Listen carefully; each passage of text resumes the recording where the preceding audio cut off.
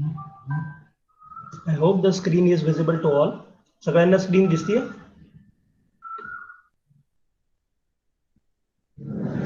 Hello,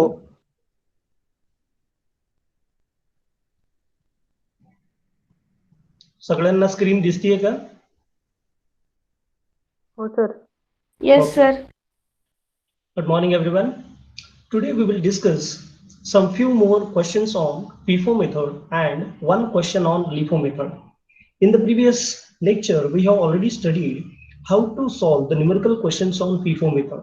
So today again, I'm going to solve the numerical question on FIFO method.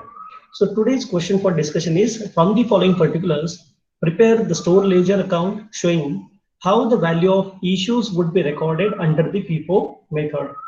On 1st of December, opening stock, that is 1000 units at 26 rupees is given. Similarly, the date wise different transactions are given, and here you can see one more thing is added, and that is called as an defectives. Suppose in case in the question if they are giving spoilage, defective, so in that case how to write down this spoilage and defective in the store ledger account, that today we are going to see. So first of all, I would like to just take you to the solution page. So here you can see the transactions are also mentioned over here. So what we will do is, first of all, we'll draw the stores ledger with the help of FIFO method. So here the date, particulars, receipt, issue and balance. Again, unit, cost per unit, and then cost rupees. Okay, on 1st of December 2020, here, what is this? Opening stock of 1000 units. So what we will do is, we will write down the balance brought down 1000 units at rupees 26 each. So total cost will be 26,000. Similarly इथे तुम्ही बघू शकता 1 डिसेंबरला आपल्याकडे balance आहे आणि तो balance opening stock म्हटल्यावरती आपण काय लिहिणार? बॅलन्स ब्रॉट डाऊन, युनिट किती आहेत त्याचे? 1000 युनिट आहे आणि कॉस्ट पर युनिट किती आहे? 26 आहे. त्याच्यामुळे टोटल आपल्याकडे कॉस्ट किती आहे? 26,000 रुपीजचा स्टॉक आहे. आता बघा इथे 5th ऑफ डिसेंबरला काय झालंय? Purchase 500 units. आपण 500 युनिट खरेदी केले. केवढ्या रुपयाला? 24.50. सो आपण आता इथे डेट लिहूया 5/12/2020. आता परचेस आहे. परचेस केल्यानंतर आपण काहीतरी रिक्विजिशन दिलं असेल, त्याच्यामुळे गुड्स रिक्विजिशन नोट नंबर इथे मेन्शन केला जाईल. मग इथे आपल्याला परचेस केले म्हणजे मिळालेले आहे. सो किती युनिट रिसिप्ट मध्ये लिहिणार आपण? 500 units. What is the cost of that unit? 24.50 each. So 500 into 24.50, you will get the 12,250. So now while writing in the balance column, पहिल्यांदा आपल्याकडे किती शिल्लक होते? 1000. तर पहिले जे शिल्लक आहे ते ऍज इट इज आपण लिहायचे 1000. आता किती नवीन खरेदी केलेत आपण? 500 रुपये. मग त्याच्यामुळे आताचे 500 रुपये, मग 1000ची किंमत किती होती? 26 रुपये, आणि 500ची किंमत किती आहे? इथे तुम्हाला दिसत असेल बघा, 24 रुपये किंमत आहे. 500 गुणिले 24.50, मग 1000चे 26,000 झाले आणि 500 गुणिले 24.50 बरोबर 12,250. म्हणजे हा स्टॉक आता आपल्याकडे बॅलन्स मध्ये शिल्लक आहे. नेक्स्ट आता आपण 7th ऑफ डिसेंबर 2020ला 750 युनिट्स आपल्याला इश्यू करायचे आहेत. आता फिफो मेथड मध्ये जेव्हा आपण युनिट इश्यू करतो तेव्हाच प्रश्न निर्माण होतो, तेव्हाच आपल्याला first in first out he method वापरावी लागते. मग आता 7th ऑफ डिसेंबरला आपण इश्यू करणार आहोत, त्याच्यामुळे इश्यूच्या कॉलम मध्ये किती युनिट इश्यू करायचे आहेत आपल्याला? 750. मग आता इथे तुम्ही काय करणार आहात की रिक्विजिशन नंबर, इश्यू युनिट किती आहेत आपले? 750. बट आता इथे मेथड कोणती वापरतोय आपण? FIFO method. फिफो म्हणजे काय? तर फर्स्ट इन फर्स्ट आउट. तर पहिल्यांदा कुठला माल आपल्याकडे होता? तर पहिल्यांदा आपल्याकडे माल होता आणि त्याची प्राइस काय होती? तर 26 रुपये, आणि तो माल किती होता? 1000 युनिट्स. मग आता 1000 मधून आपण किती युनिट देणार आहे? 750 युनिट देणार आहोत. तर त्याची प्राइस किती असेल? 26 रुपये. तर 750 into 26 is equal to 19,500. आता बॅलन्स मध्ये लिहिताना आपल्याकडे बघा इथे 1000 होते, 1000 किती गेले आपल्याकडे? 750 गेले. मग उरले किती? 250. त्याच्यामुळे 250 इथे घेणार आहोत आपण. इथे 250 आहे, हे खाली दिसतंय तुम्हाला, बट इथे 250 आहे. 250 युनिट्स, त्याची प्राइस 26 आहे आणि इथे 500 ची प्राइस आहे 24.5. सो इथे टोटल जर तुम्ही बघितले तर 6,500 रुपीजचा हा वरचा स्टॉक आहे आणि इथे 12,250चा हा नॉर्मल स्टॉक तुम्हाला दिसतोय. समजतंय सगळ्यांना? दिसतंय व्यवस्थित? Hello everybody, are you following me? Somebody please. Yes, sir. Okay. Now on 10th of December 2020, we again purchased 1,500 units at rupees 24 each. 10 डिसेंबरला आपण काय केलं की पुन्हा एकदा 1500 युनिट खरेदी केले. युनिट खरेदी केल्यानंतर 10 डिसेंबर डेट लिहायची आहे. पर्टिक्युलर्स मध्ये आपण गुड्स रिसिव्ड नोट नंबर टाकायचा आहे आणि खरेदी केलं म्हणजे आपल्याकडे युनिट्स आले. मग आपण किती युनिट खरेदी केले तर 1500 unit. So therefore 1500 units into rupees 24 so is equal to 36,000 rupees is the cost of purchases. Now आता आपल्याकडे इथे जर तुम्ही बघितलं तर मगाशी आपल्याकडे इथे किती युनिट शिल्लक होते 250. मग आता मागची युनिट तुम्ही बॅलन्स मध्ये आहे असे लिहायचे. मग पहिल्यांदा 250 युनिट लिहायचे, मग 500 युनिट लिहिणार आहोत आपण आणि त्याच्यानंतर मग 1,500 युनिट. मग आता 250 चा रेट किती होता 26 रुपये, 500 चा रेट किती होता 24.50 आणि 1,500 चा रेट किती येते 24 रुपये रेट आहे. हे आपण बॅलन्स कॉलम मध्ये मांडले. मग आता ह्याचं फक्त मल्टिप्लिकेशन करून 6,500, 12,250 आणि इथे 36,000 रुपये हा आपल्या बॅलन्सिंग फिगर मध्ये बॅलन्स येणार आहे. आता आपण 12 डिसेंबरला काय झालं बघूया. 12 डिसेंबरला आपण इश्यू केले, किती युनिट इश्यू केले तिथे 1,100 युनिट्स. मग आता 12 डिसेंबर तारीख टाकायची आहे, रिक्विजिशन नंबर त्याला टाकायचा आहे आणि इश्यू कॉलम मध्ये आता किती युनिट इश्यू करायचे आपल्याला 1,100 युनिट्स. आपल्याला 1100 युनिट इश्यू करायचे. मग 1100 युनिट इश्यू करताना आपण FIFO मेथड वापरायची. पहिल्यात ते किती शिल्लक आहेत इथे बघा 250 आहेत. मग पहिल्यांदा काय करायचे 250 युनिट पहिल्यातले, त्यानंतर दुसरे किती होते 500 युनिट्स होते, म्हणजे 250 आणि 500 किती झाले ते 750 युनिट. मग आता राहतात किती बॅलन्स मध्ये आपल्याकडे 350. मग इथे 500 युनिटची प्राइस किती होती 24.50. 500 युनिटला 24.50 ची प्राइस लावायची. 250 युनिटची कॉस्ट किती होती 26 रुपये, त्याच्यामुळे 250 युनिटला 26 रुपये कॉस्ट आहे. आणि हे जे 350 युनिट्स आहेत जे 1,500 आपण घेतलेत तर त्याची प्राइस किती आहे 24 रुपये आहे. त्यामुळे याला किती आहे ना 24 रुपीज. मग इथे 250 गुणिले 26, इथे 500 गुणिले 24.5 आणि 350 गुणिले 24, या तिघांची आपण टोटल केली. एवढा स्टॉक आपण दिलेला आहे म्हणजे इश्यू केलाय. आता 250 मधला आता पूर्ण स्टॉक गेला, 500 मधले 500 पूर्ण गेले. आता जे 1,500 शिल्लक राहिले होते त्या 1,500 किती इश्यू केलेत आपण 350 इश्यू केले. म्हणजे बॅलन्स मध्ये आपल्याकडे किती राहतील 1150 युनिट शिल्लक राहतील आणि त्याची प्राइस किती असणार आहे 24 रुपये. त्यामुळे 1150 गुणिले 24 बॅलन्स किती उरलं आपल्याकडे 27,600 युनिटचा बॅलन्स उरलेला आहे. आता 15 डिसेंबरला आपण आणखीन 1,000 युनिट खरेदी केलेत आणि त्याची प्राइस किती आहे 25 रुपये आहे. मग इथे तारीख टाकायची आहे 15 December, goods received number 1,000 units at rupees 25, total cost is 25,000. आपल्याकडे बॅलन्स लिहिताना कसं करतो आपण, मागचा बॅलन्स आहे तो पुढे कॅरी करायचा आहे. 1150 युनिट गुणिले 24 आणि आता हा 1,000 युनिट्स आले त्याच्यामुळे 1,000 युनिट्स याची प्राइस 24 आहे, 1,000ची 25 आहे. त्यामुळे याची कॉस्ट 27,600 आणि 25,000. म्हणजे आता सध्याला तुमच्याकडे एवढा स्टॉक शिल्लक इथे दिसतोय आपल्याला. आता आपण 17 डिसेंबरला पुन्हा एकदा इश्यू किती युनिट्स करायचे आपल्याला 500 युनिट इश्यू करायचे. 17 डिसेंबर आपण डेट लिहायची आहे, इथे रिक्विजिशन नंबर आपण टाकणार आहोत. आता इश्यू करायचं म्हटल्यावरती कोणत्या कॉलम मध्ये पाहावं लागेल आपल्याला इश्यू कॉलम मध्ये. किती युनिट इश्यू करायचे आपल्याला तर 500 युनिट इश्यू करायचे. मग 1150 मधून आपण 500 युनिट देऊ शकतो. त्यामुळे डायरेक्टली 500 युनिट गुणिले त्याची प्राइस किती आहे 24 रुपये, कारण की फर्स्ट स्कीम हा मला पहिल्यांदा आला होता. आता 500 गुणिले 24 बरोबर 12,000 रुपयाचा स्टॉक दिला आपण. 1150 मधून जर 500 युनिट गेले तर 650 युनिट शिल्लक राहतात आणि 1,000 युनिट हे आहे असेच आहेत. त्यामुळे 650 गुणिले 24 आणि 1,000 गुणिले 25 बरोबर 15,600 आणि 25,000चा स्टॉक आपल्याकडे शिल्लक आहे. पुन्हा एकदा 18 डिसेंबर 2020 ला आपण किती युनिट इश्यू केले 300 युनिट. आता पुन्हा एकदा 18 डिसेंबरला आपण रिक्विजिशन नंबर इश्यू कॉलम मध्ये किती युनिट इश्यू करायचे 300 युनिट. त्याची प्राइस पुन्हा 650 मधूनच 300 द्यायचे, त्याच्यामुळे त्याची प्राइस किती असेल 24 रुपये असणार आहे. आणि त्याची टोटल जी आहे ती टोटल किती येणार 7,200. मग 650 मधून 300 युनिट गेल्यानंतर बॅलन्स किती राहतो 350 युनिट आणि 1,000 युनिट. मग याची कॉस्ट 24 रुपये, याची 25 रुपये, 350 गुणिले 24 आणि 1,000 गुणिले 25. प्रत्येक वेळेला बघा आपण जो स्टॉक वरती शिल्लक राहिलेला आहे म्हणजे पहिल्यांदा फर्स्ट इन जो पहिल्यांदा स्टॉक आला होता तो स्टॉक आपण पहिल्यांदा काय करतो इश्यू करतो आहोत इथे. हे फर्स्ट इन फर्स्ट ऑफ मेथडचं खासियत आहे. आता 25 डिसेंबर 2020 ला काय झालंय आपण पुन्हा एकदा again we have purchased 1,500 units at ₹26 each. So 25th of December, goods requisition number 1,500 units we bought at ₹26. Total cost is 9,000. Now here, now what was the balance left previously? We have the 350 plus 1,000. So we will take the 350, 1,000 and this newly added balance of rupees 1,500.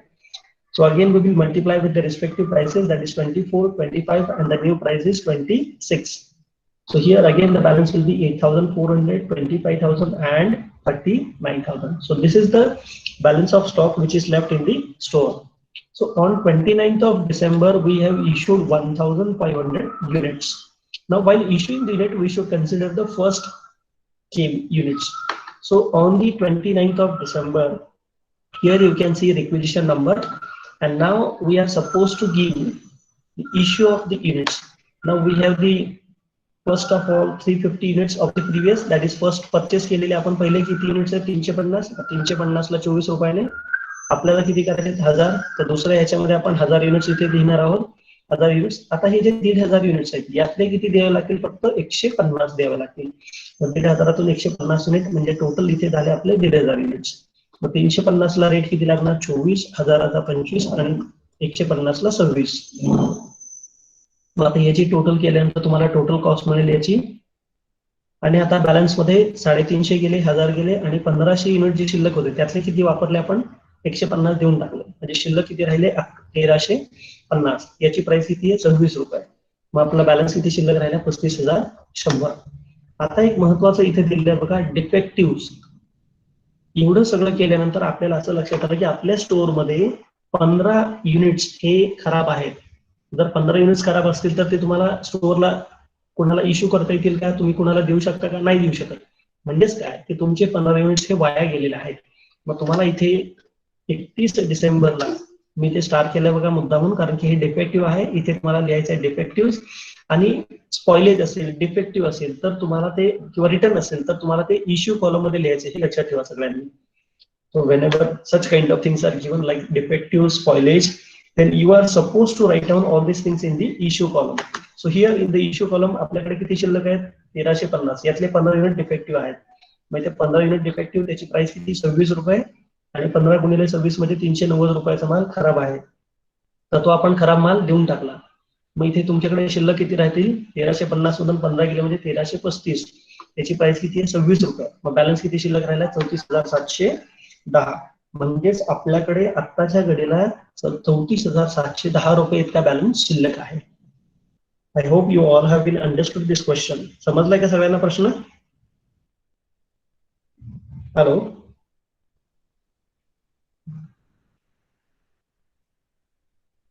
Hello hello, am I audible? Hello. Yes, sir. Okay, shall I go to the next method of store ledger?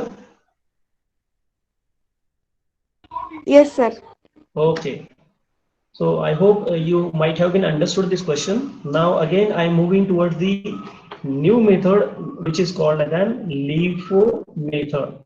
So you all, first of all, you should note that this method is known as LIFO method, because there might be a confusion because you have just studied the FIFO method and now I am telling you to just have the LIFO method of pricing the material. So here whenever I am saying LIFO method, it is just opposite of FIFO method. FIFO method मध्ये आपण काय करत होतो, जो stock पहिल्यांदा आलाय तो stock पहिल्यांदा इश्यू करत होतो. बट इथे काय करायचं आपल्याला, इथे जो स्टॉक सगळ्यात शेवटी आलेला आहे तो स्टॉक सगळ्यात पहिल्यांदा आपल्याला काय करायचा आहे, इश्यू करायचा आहे. हे लिफो मेथड मध्ये सगळ्यांनी लक्षात ठेवण्यासारखी गोष्ट आहे. तर त्याच्यामुळे आता आपण सगळेजण काय करणार आहोत की हा जो लिफो मेथड आहे तर त्या लिफो मेथडचा आपण क्वेश्चन या ठिकाणी पाहणार आहोत. लिफो मेथडचा क्वेश्चन पाहत असताना आपण आता पहिल्यांदा प्रश्न पाहूया की कोणता प्रश्न आपल्याला सोडवायचा आहे. तर इथे आपल्याला दिलेला आहे बघा क्वेश्चन की ज्याच्यामधून आपल्याला त्यांनी ट्रान्झॅक्शन दिलेले आहेत आणि या ट्रान्झॅक्शन नुसार आपल्याला, मला वाटतं हा प्रश्न आपण फिफो मेथड मध्ये पण सोडवला होता, हाच सेम प्रश्न आपण लिफो मेथडने पण सोडवणार आहोत. त्याच्यामुळे क्वेश्चन हा सेम आहे, क्वेश्चन मध्ये फरक नाहीये. फक्त तो जो क्वेश्चन आहे आपला, तर तो क्वेश्चन आपण काय करणार आहोत, तर तो क्वेश्चन आपण लिफो मेथडने सोडवणार आहोत. हे सगळ्यांनी लक्षात ठेवायचं आहे. So similar question I am going to solve with the help of LIFO method, की जो कालच्या लेक्चर मध्ये आपण हा FIFO मेथडने सोडवला होता, आज आपण हा LIFO मेथडने सोडवणार आहोत. So question सोडवताना stores ledger using the LIFO method. Question is on my right hand side. So first of all, I will write down the columns. First is date, particulars, receipt, issue, and balance. Unit, cost per unit, cost. Now let's start with the solution. On 1st of January 2020, opening balance is 100 units at ₹5. आपल्याकडे balance शिल्लक आहे 1 जानेवारी 2020 ला. So balance brought down reset मध्ये लिहिलं तरी हरकत नाहीये, 100 गुणिले 500. Otherwise you can directly write down in the balance column 100 into 500. So हा आपल्याकडे बॅलन्स आहे. On 15th of Jan we received the 500 units. So 15 जानेवारी 2020 ला GRN number, how much we received? 500. So receipt column मध्ये you can write down 500 into 4. So the price was 4. So here the total will be 2000. Again आपल्याकडे पहिला balance किती शिल्लक होता? 100. तर पहिला balance लिहायचा 100 गुणिले 5 आणि दुसरा बॅलन्स किती आहे? 500. तर या 500 गुणिले 4. आता इथे तुमची 500 आणि ही 2 होतात. आता लिफो मेथड काय सांगते? Last in first out. आता इथे जर का समजा बघा इथे 31 तारखेला इश्यू आहे, तर आपण इथे बघूया लगेचच 31 जानेवारी 2020 ला 31st of December 2020 here requisition material requisition number, how much unit we have to issue? 200. मग इश्यू कॉलम मध्ये इथे लिहिणार आहोत आपण 200. आता ही जी लिफो मेथड आहे तर याच्यामध्ये लास्ट इन, तर सगळ्यात लास्टला कोणता माल आला होता? 15 जानेवारीचा, आणि तो किती आला होता? 500 युनिट आला होता. त्याची प्राइस किती होती? ₹4. मग आपल्याला पहिल्यांदा जो काही माल इश्यू करायचा आहे तो किती रुपयाने करणार तुम्ही? ₹4. म्हणजे ह्या 500तले किती इश्यू करणार आपण? 200. मग याला प्राइस किती येणार? ₹4 प्राइस देणार. समजलंय का सगळ्यांना? Everybody have you understood? Yes, sir. Okay. So 200 into 4 is equal to here the total is 800 units. So now आपल्याकडे पहिले जे युनिट होते ते 100 गुणिले 5 बरोबर 500 युनिट आहे असेच आहेत ते, आणि ह्या 500तले 200 इश्यू केले, त्याच्यामुळे किती शिल्लक राहिले? इथे 300 युनिट शिल्लक राहिले. त्याची प्राइस ₹4 आहे, त्यामुळे 500 आणि इथे 1200 युनिट शिल्लक आहे. Now on 10th of February we received again 700 units at ₹6. So on 10th of February GRN number, we received the 700 units at ₹6. So total is 4200. Now the balance writing system is previously balance you have to write down as it is 100, 300 and 700. Price is 5, 4 and 6 rupees. So if you multiply 100 into 5, you will get the 500, 1200 and 4200 respectively. Now here on 25th again we have issued 800 units. So while issuing the units, you are supposed to follow now the LIFO method. So here on 25th of February, MRN number, so how much unit you are supposed to issue is 800. आता issue column मध्ये इथे 800 आहे. Last किती unit तुम्हाला मिळालेले तिथे? 700. So you are supposed to issue these 700 units first. So what I am doing is 700 units at the rate of ₹6. Then after 700, which units are received? 300. So out of 300 now how much I am supposed to give? Only 100. कारण की शेवटी किती आले होते? 700 units आले होते. त्याच्यामुळे इथे आपण किती युनिट घेणार आहोत? 700 युनिट्स. आता याच्यामध्ये इथे तुम्हाला 800 युनिट इश्यू करायचे. मग त्याच्यानंतर आलेला कोणता माल आहे? हा 300 युनिटचा. मग 300 युनिट मधून इथे किती घेणार आपण? 100 युनिट्स घेणार आहोत. सो 700 into 6 आणि इथे 100 into 4, because this method is LIFO method, last in first out. जो सगळ्यात लास्टला माल आलाय तो पहिल्यांदा आपण इश्यू करायचा आहे, त्यामुळे पहिल्यांदा 700 युनिट, मग 300 आणि मग 100. मग आता इथे 700 मधले 700 गेले, 300 मधून 100 युनिट गेले, म्हणजे किती शिल्लक राहिले? 100च. मग बॅलन्स लिहिताना हे 100 युनिट ऍज इट इज लिहिणार इथे आपण, आणि ह्या 300तले 100 इश्यू केले, त्याच्यामुळे बॅलन्स किती राहिला आपला? 200 युनिटचा. So 100 into 5 and 200 into 4. So the balance will be 500 and 800 units. Now on 22nd of March 2020, we again received 1500 units at ₹7 each. So again on 22nd of the March, GRN number, that is goods received number, how much units we received? 1500. So write down in the receipt column 1500 units at the rate of ₹7. So 7 rupees. So total is 10,500. Now previous balance we have is 100 and 200. So when the previous balance is 100 units and 200. So in that case, you will write down the previous balances as it is, like 100, 200 and newly added balance of 1500 units. Respective prices are 4, 5, 4 and 7. If you multiply, you will get the 500, 800 and 10,500 units. On April 25th, 2020, again we issued 500 units. So on 25th of April 2020, material requisition number, in the issue column, how much unit you are supposed to issue is 500. So last units we have received is 1,500. So out of this 1,500, you are supposed to issue the 500 units. So here 500 into the rate of ₹7. Now the previous balance will be as it is, like 100, 200. But out of this 1,500, how much we have issued? 500. So balance left is 1,000. 100, 200, balance left 1,000. 5, 4 and 7. So total is 500, 800 and 7,000 units. Now on 10th of May 2020, material returned to store 100 units. See here, on 10th of May, they have returned the material to the store.